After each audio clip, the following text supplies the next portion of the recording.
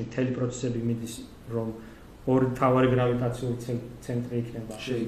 ანუ ტექნოლოგიური პირველ რიგში, იმიტომ რომ ჩვენ რაღაცა მე იმას დავწერე კიდევ სოციოლოგიაში, რაღაცა 1914 წლის სიტუაციას მაგონებს რა, საუკუნის დასაწყისში, როდესაც დიდი ტექნოლოგიური ნახტომების წინ დიდი ტრანსფორმაციები იყო მათ შორის გეოპოლიტიკური ომებით და ასე შემდეგ.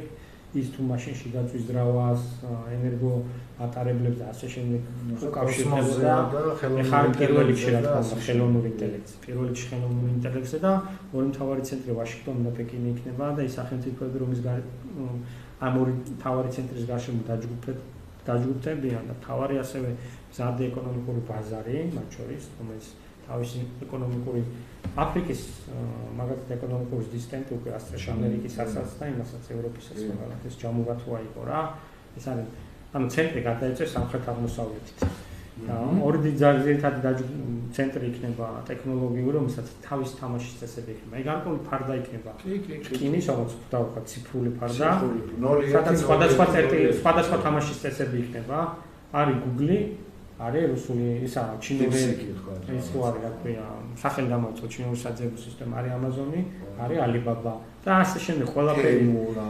ნუ თემო ეს ახლა დავიწერე.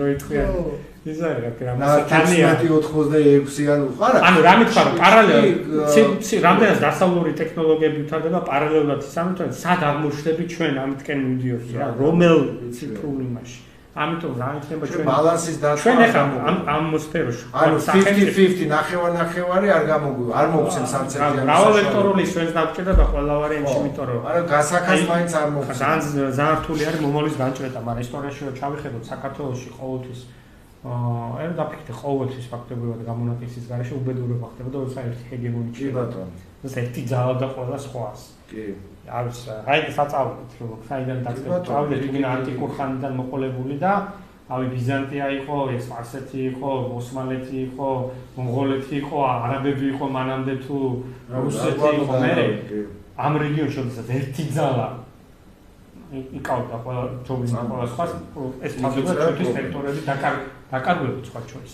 ასე ბოლო 500 წელია ჩვენი ქვეყანა სამწუხაროდ საზღვარგარეთ უპატარავდება რა. და ამიტომ ეს არ მოხდეს საერთოდ მე ვფიქრობ რომ საერთო ჯამში კავკასიაში მშვიდობა მეტწილად აი ბევრი დიდი მოთამაშის ბალანსები